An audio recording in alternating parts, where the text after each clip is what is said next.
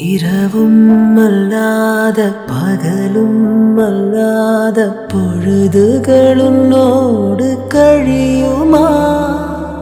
தொடவும் கூடாத படவும் கூடாத இடைவெளி எப்போது குறையுமா?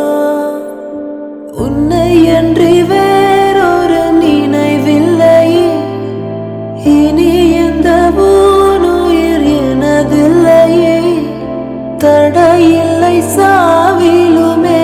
உன்னோடு வர கண்கள் இரண்டால், உன் கண்கள் இரண்டால் என்னை கட்டி எழுத்தாய் எழுத்தாய் போதாதென சின்ன சிரிப்பில் ஒரு கள்ளச்சிரிப்பில் என்னை தள்ளிவிட்டு மூடி மறைத்தாய்.